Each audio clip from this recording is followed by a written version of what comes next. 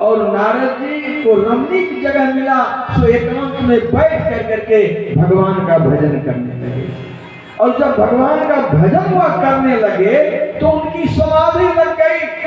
उनको श्राप है कि 2 घड़ी से ज्यादा कहीं टिक नहीं सकते। वह भी नारद जी को श्राप बाधित हो गया, श्राप कुछ नहीं बिगाड़ा और भगवान की अखंड समाधि लग गई। तो घबराया इंद्र, आखिर क्या कारण है कि ये महात्मा नारद की अखंड समाधि लग गई। और जब कोई भक्ति में आगे बढ़ जाता है तो इंद्र डर जाता है, क्योंकि इंद्र का पद उसे प्राप्त हो जाता है। मुनि गति देख सुरेश डराना, इंद्र कांप गया, डर गया और कहे ये नारद बाबा को क्या हो गया। काम को भेजा कि काम जाओ और नारद बाबा को जगाओ, उन्हें तपस्या को भंग करो। रंभादिक सुर नारी नवीना, सकल समरसर कला प्रवीणा। अब काम ने क्या किया कि सुंदर रंभादिक नारी को साथ किया और संगीत बजने लगी, नृत्य होने लगी। बहुत प्रयास किया नारद को जगाने का, लेकिन नारद जी की तंद्रा भंग नहीं हुई। वह भगवान के ध्यान में मस्त रहे। काम कला कछु मुनि ने व्यापी, निज भय डरे मनोभव पापी। फिर डर गए काम, ये आप नारद जी को कैसे मैं ध्यान को भंग करूं। इंद्र भगवान का आदेश है। तो काम ने सोचा कि ऐसे नहीं होगा।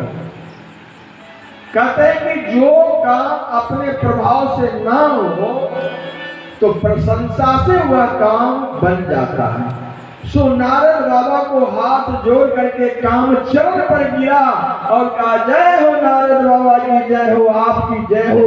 आप पर काम का कोई प्रभाव नहीं पड़ा, कोई प्रभाव नहीं पड़ा। और जब प्रशंसा करने लगे तो नारद जी की आंखें खुल गई।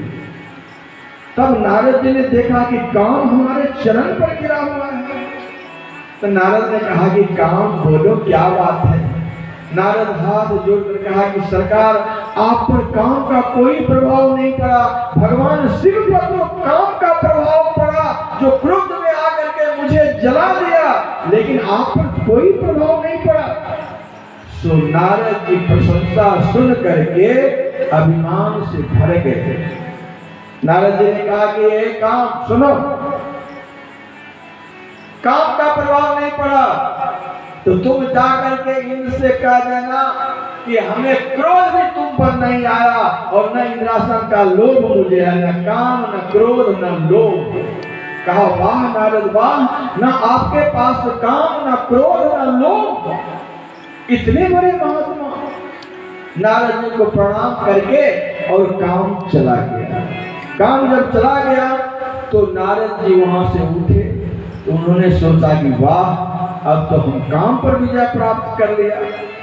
अब एक शंकर भगवान ही तो है जो काम पर विजय प्राप्त किया, क्रोध में जला दिया। तो यह बात हम शंकर भगवान को भी जाके सुना दे कि हम भी काम पर विजय प्राप्त कर लिया है। सो नारद जी सीधे शिवलोक चले गए। शिवलोक चले गए तो शंकर भगवान ने देखा कि नारद जी आ रहे हैं। अब नारद जी आ रहे हैं तो शंकर भगवान बड़े ही हर्षित हुए, महात्मा आ रहे हैं। और महात्मा जब आते हैं तो कथा लेकर के आते हैं, राम जी का कथा सुनाएंगे। लेकिन यहाँ उल्टा हो गया, राम कथा नहीं लेके गए, वो तो काम कथा लेकर के गए। मार चरित, अब देखो मार का रो आगे कर दो, मोह पीछे कर दो तो राम हो जाएगा। मार मतलब हो जाता है काम। मार चरित शंकर ही सुनाए। शंकर भगवान को कौन सा चरित सुनाया? मार चरित। मार कहते हैं काम को। शंकर भगवान ने कहा कि प्रभु आप इतने दिन से कहां थे? नारद जी आप कहाँ थे? नारद जी ने कहा क्या बताऊं भोलेनाथ, अरे हिमगिरी गुहा में चले गए, अच्छा रमणीक जगह देखा, तपस्या करने लग गया, इंद्र ने काम को भेजा लेकिन काम का कोई प्रभाव मुझ पर नहीं पड़ा। शंकर भगवान ने कहा लो, नारद को भी मन में अभिमान हो गया कि काम पर मैंने विजय प्राप्त कर लिया। तो शंकर भगवान ने सोचा कि चलो ये नारद बाबा हैं, वो बार बार विनय करके कहने लगे कि हे नारद बाबा, एक बात विनय पूर्वक मैं कहता हूँ कि जो कथा आपने मुझे सुनाई, जिन यह कथा सुनायो मोही, तिमि जनी हरै सुनावो कबहू, चलो प्रसंग दुरावो तबो। ये कथा किसी और को मत सुनाना। शंकर भगवान ने हिदायत किया कि ये कथा किसी और को मत सुनाना। नारद जी ने कहा हमको और किसी से क्या लेना देना है, हमें तो बस भगवान विष्णु के पास जाना है, नारायण नारायण करते जाएंगे और वहां चर्चा हो सकती है। कहा कि नहीं नहीं, वहां भी मत सुनाना। कहा कहीं प्रसंग चल गया तो? कहा चलो प्रसंग दुरावो तब हो, अगर प्रसंग भी चल गया तो भी उसे दूर कर देना, लेकिन उनको वह कथा बिल्कुल नहीं सुनाना। शंकर भगवान ने हिदायत किया लेकिन नारद जी ने नहीं माना। नारद जी शंकर भगवान को प्रणाम करके चले तो नारद जी सीधे विष्णु लोक चले गए। अब जब विष्णु लोक चले गए, क्षीर सागर चले गए, तो क्षीर सिंधु गगने मुनि नाया, जब बस श्री निवास श्रुति माता, जहां भगवान निवास करते थे वहां पहुंच गए। तो आज भगवान कैसे मिलते हैं? नारद जी नीचे में बैठे थे प्रणाम करके, आज भगवान ने ना नीचे बैठने दिया ना प्रणाम करने दिया। भगवान ने क्या किया कि जैसे ही नारद जी को आते देखा, भगवान स्वयं आसन से उठ गए और नारद जी को हाथ पकड़ करके गले से गले मिले और उन्हें अपने आसन पर बिठाया। हर्ष मिले उठी रमा ने कहता, बैठे आसन ऋषि सभी। आसन पर नारद जी के साथ बैठ गए तो नारद जी को मन में और अभिमान बढ़ गया। अरे वाह, ये तपस्या का तो बड़ा प्रभाव है। इस तपस्या के बल पर भगवान आज प्रणाम भी नहीं करने दिया, हाथ से हाथ मिलाया, गले से गले मिला और अपने आसन पर बिठाया। अब तो बराबर का दर्जा मुझे मिलने लग गया है। और इतना ही नहीं, उन्होंने कहा बोले प्यासी चराचर लाया, बहुत दिनों ने किन्न मुनि दाया। भगवान कहते हैं कि नारद आपने बहुत दिनों पर दया की, इतने दिनों से कहां थे? अब उन्होंने कहा कि क्या बताऊं प्रभु, वही कथा सुनाना शुरू कर दिया। हिमगिरी गुहा में गए, तपस्या, आपका ध्यान करने लग गया, काम आ गया, काम का कोई प्रभाव नहीं पड़ा, सारी कथा सुनाया। अब महाराज भगवान रूख बदन करी, वचन मृदु बोले श्री भगवान। रूख बदन, नारद जी की ये बात अच्छी नहीं लगी, लेकिन फिर भी भगवान बनावटी मुस्कान के साथ नारद जी से कहते हैं कि नारद, अरे तुमने सुमरन ते मिटे मोह मार मदमान। तुम्हारे नाम लेने से कोई नारद नारद कहे तो उनको भी मद और अभिमान मिट जाएगा, मोह मिट जाएगा, काम मिट जाएगा, और तुम तो नारद ही हो। नारद जी को और अभिमान बढ़ गया कि वाह, मेरे नाम में भी इतना प्रभाव आ गया है कि अगर मेरा नाम भी कोई लेगा तो काम क्रोध लोभ उसका मिट जाएगा, और अभिमान बढ़ गया। अब नारद जी भगवान को प्रणाम करके बड़ा खुश होकर के चले तो माता लक्ष्मी कहती है कि प्रभु, नारद संत हैं, महात्मा हैं, उनके अभिमान को और आपने बढ़ा दिया, उसे सद शिक्षा देना चाहिए था, ऐसा आपने नहीं किया। तो भगवान ने कहा कि देखो, ये अभी नारद मानने वाला नहीं है, इस क्रिया से नारद का रोग सही नहीं हो सकता है, क्योंकि जो रोग नारद जी को लगा है, जाने कौन सा रोग? का अभिमान, मद का लोभ, कि मैं काम और क्रोध और लोभ पर विजय प्राप्त कर लिया। ये अभिमान का दोष जो उसे लगा है, शंकर भगवान ने समझाया था कि आगे किसी को मत कहना, ये कथा मत सुनाना, लेकिन इन्होंने नहीं माना। और इस रोग का निदान इस तरीके से समझाने से नहीं होगा। शंकर भगवान तो समझा चुके थे, अब दूसरे तरीके से इनके रोग का निवारण होगा, इसलिए मैंने जाना किया। अब नारद जी जा रहे थे तो रास्ते में ही एक सुंदर नगर मिला। तो सुंदर नगर को देख करके लोगों से पूछा ये किनका नगर है? कहा ये शील निधि राजा का नगर है। इतना सुंदर नगर आज तक नारद जी ने नहीं देखा था। इतना भ्रमण किया लेकिन इतना सुंदर नगर नहीं देखा था। सो नारद जी शील निधि के दरवाजे पर पहुंच गए। शील निधि राजा ने भव्य स्वागत किया। उनकी एक बेटी थी विश्व मोहिनी, उनको ले करके नारद जी के पास में आए। देखिए नारद जी के पास में हिमांचल राज भी अपनी बेटी पार्वती को लेकर के आए थे। तो वो कैसे आए थे? अपनी बेटी पार्वती को नारद जी को आते ही प्रणाम कराया था। लेकिन यहाँ शील निधि जब आते हैं अपनी बेटी को लेकर के तो प्रणाम नारद जी को नहीं करवाते। वो ऐसे दिखाते हैं जैसे कोई बरद्वार एक लड़की को देखने के लिए जाता है, ऐसे उस लड़की को दिखाया। और जैसे ही उस लड़के को दिखाया तो उसको देख करके नारद जी प्रसन्न हो गए। तो शील निधि राजा ने कहा कि महाराज आप जरा इसका हस्तरेखा तो देखो।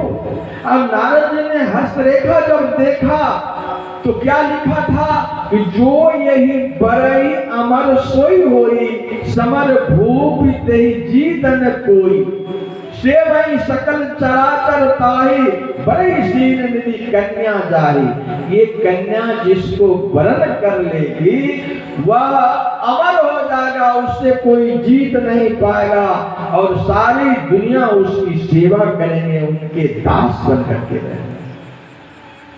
अब जरा ध्यान दीजिए बस इसी चौपाई पर। अब कथा अंतिम, इस चौपाई पर ध्यान दीजिए। जो यही बरई अमर सोई होई। जब आपके मन में अभिमान होगा तो आपका ज्ञान मिट जाएगा। अभिमान के मध्य में ज्ञान लोप हो जाता है और जब ज्ञान लोप हो जाता है तो बुद्धि भ्रष्ट हो जाती है। नारद बाबा को वही हो गया। पहले तो यह अभिमान था हमने काम क्रोध लोभ पर विजय प्राप्त कर लिया। अपना अभिमान की कथा भगवान विष्णु को भी सुना करके चले आए। अभिमान से डूबे हुए व्यक्ति को जब यह शब्द देखा तो उनके रूप पर ध्यान था कि ये कन्या कैसे प्राप्त हो, जो यही बरई अमर सोई हुई। लेकिन यहाँ गोस्वामी तुलसीदास जी लिखते हैं कि जो यही बरई, जो इस लड़की जिसको वरण करेगा वो अमर होगा, जो यह बरई अमर सोई हुई। लेकिन नारद जी उल्टा समझ लिया कि जिसको ये वरण करेगी वो अमर हो जाएगा। इतना ही फर्क पड़ गया। तो नारद जी ने सोचा कि अब बैरागी बाबा बनने से फायदा नहीं, अब तो विवाह करने में ही इस लड़के से फायदा है। लेकिन अब इस बूढ़े बाबा को ये लड़की कौन दे? लड़की के लिए तो सुंदर रूप चाहिए। तो नारद जी ने सोचा कि अब रूप कहाँ से लाऊं? अब तो जब तक कुछ बनेगा नहीं। तो उन्होंने क्या किया कि सीधे सोचा कि क्यों नहीं भगवान के पास ही चला जाऊं। तो नारद जी वहां से निकले और सीधे भगवान के पास, विष्णु भगवान के पास चले गए। हरिशन मामो सुंदरताई, वही जात गहरी अति भाई। हमारे सबसे हितैषी तो भगवान विष्णु है, मैं उन्हीं के पास जाता हूँ और उन्हीं से अपना रूप मांगता हूँ। हरिशन मामो सुंदरताई। नारद जी आए, भगवान को पुनः प्रणाम किया। भगवान ने कहा, विष्णु भगवान ने कहा कि नारद जी अभी आप गए, फिर अभी आ गए। नारद जी ने कहा सरकार क्या बताऊं, काम आ गया। काम आ गया? आपने तो कहा था कि काम पर हमने विजय प्राप्त कर लिया, फिर काम आ गया? हाँ प्रभु, अब मेरा विवाह करने का मन हो गया। अच्छा अच्छा, तो क्या चाहते हो? विवाह करने का मन हो गया तो क्या चाहते हो? तो नारद ने कहा आपन रूप देहो प्रभु मोहि, आपन रूप देहो प्रभु मोहि, आन भाग नहीं पावोहि, आन भाग नहीं पावोहि। सरकार आपन रूप देव प्रभु मोहि, आप अपना रूप दे दीजिए जिससे मुझे विवाह उससे हो जाए। अच्छा, कोई रूप देने का चीज है? रूप हमारा, विवाह तुम्हारा। अरे कोई सामान मांगते तो वो मिल सकता था, लेकिन रूप मांग रहे हो। नारद जी को भोलेपन को समझ नहीं पा रहे हैं भगवान। भगवान कह रहे हैं कि नारद ये तुम क्या मांग रहे हो? आपन रूप देव प्रभु मोहि, आन भांति नहीं पावो मोहि। इसके बिना हम उसको प्राप्त नहीं कर सकते। कहा नहीं प्रभु, आपका रूप ही मुझे चाहिए। तब भगवान सोचने लगे कि कौन सा रूप इसे दूं, कौन सा इसे रूप? ईशावास्यम इदम सर्वम यत् किंचित जगत्याम जगत। ईशावास्यम इदम सर्वम, जहां तक आपकी नजर जाती है, जो जो चीज आपको दिखाई पड़ता है, जो जीव दिखाई पड़ता है, वो भगवान का ही रूप है। ईशावास्यम, सब में ईश का वास है। तो कौन रूप मैं दूं? तो भगवान को लगा कि अभी नारद जी कामी हैं और सबसे ज्यादा कामी होता है बंदर, और बंदर भी मेरा ही रूप है। तो भगवान ने क्या किया कि मुख बंदर का दे दिया और शरीर अपना वाला दे दिया। अब नारद जी का मुंह बंदर का हो गया, हाथ पांव राम के भगवान विष्णु के जैसा हो गया। नारद जी देखा तो बड़े प्रसन्न हो गए।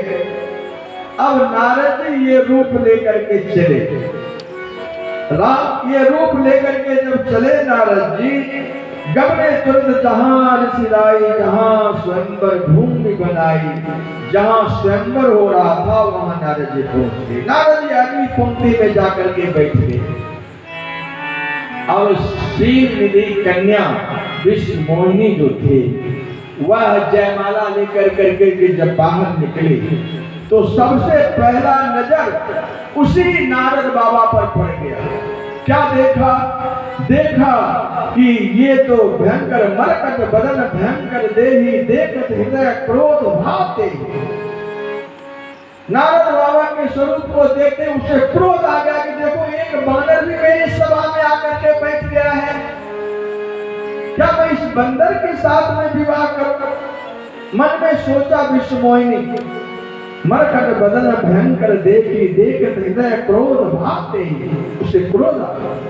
फिर लौट करके उधर नहीं देखा, उस लाइक को ही विश्व में ही छोड़ दिया और आगे बढ़ गए। अब नारद बाबा कुछ करने लग गए, हमारे तरफ देखे, हमारे तरफ आवे, हमारे गले में जयमाला डाले।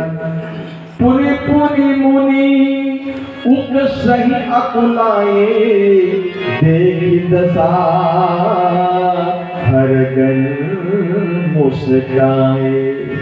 देखी दशा हरगन मुस्काई। शंकर भगवान ने दो गणों को साथ लगाया। शंकर भगवान ने कहा कि देखो, मैंने नारद जी को हिदायत किया, उन्होंने नहीं माना। अति प्रचंड रघुपति की माया, भगवान की माया प्रचंड है, लेकिन वह नहीं माना। इसलिए गण जाकर के देखो कि नारद के साथ क्या दशा होती है। तो गणों ने कहा शंकर भगवान से, प्रभु आप दिव्य दृष्टि मुझे देखिए, अगर संवाददाता बना करके मुझे भेज रहे हैं तो सच्चा खबर लाऊंगा। जब तक कि दिव्य दृष्टि नहीं दोगे तो मैं कैसे समझूंगा उस गूढ़ कथा को, गूढ़ रहस्य को, गूढ़ लीला को। इसलिए दिव्य दृष्टि मुझे दीजिए। भगवान शंकर ने दिव्य दृष्टि दिया दोनों गणों को और नारद बाबा के पीछे जाके बैठे और एक दूसरे से बातचीत करना। आहा, इतने सुंदर राजकुमार, धन्य की माता पिता जो इतना सुंदर बालक पैदा किया है। अरे लोग सब बेकार इस स्वयंवर में आए हैं, ये जाएगी कहाँ? भूल के माला तो इन्हीं के गले में डाले हैं। अब अपनी बड़ाई सुनकर के नारद जी बड़ा प्रसन्न हो रहे हैं। उन्होंने पूछा, ए बच्चा सुनो। गणों से नारद जी कह रहे, बच्चा सुनो। क्या कहा? कुछ नहीं। अरे आपके जैसा कौन सुंदर है इस स्वयंवर में? आप राजकुमार के ही गले में माला पड़ेगी। नारद बाबा बड़े खुश थे और जब विश्व मोहिनी आगे निकल गई तो नारद जी उकुस पुकुस करने लग गए। धरे ने पतनु तहाँ गयो कृपाला, कुमरी हरस में लेउ जय माला। वो क्या करती है? पीछे में भगवान विष्णु सबसे पीछे में जाकर के बैठ गए थे और भगवान विष्णु राजकुमार का स्वरूप देख करके विश्व मोहिनी मुदित हो गई और उनके गले में जयमाला को डाल दी।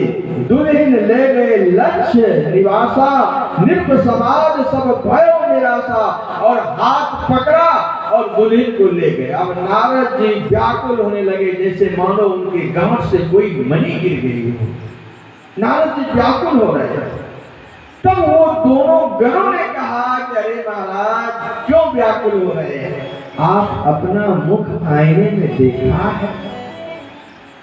और देखो, आईना सब लोग देखते हैं, लेकिन अगर दूसरे को कह दो कि अपना मुख तुमने आईना में देखा है तो उसको क्रोध आ गया। तो नारद जी को क्रोध आ गया और नारद जी ने उसे श्राप दे दिया, वो निशाचर जाए तुम कपटी पापी दो, हंसो हमेशो ले फला बहुरे हंसो मुनि को, जाओ तुम दोनों राक्षस हो जाओ। श्राप दे दिया नारद जी ने। एक महात्मा पर तुमने हंसी उड़ाया है, इसका फल तुम भोगो। महाराज दोनों गण थर-थर कांपने लगा।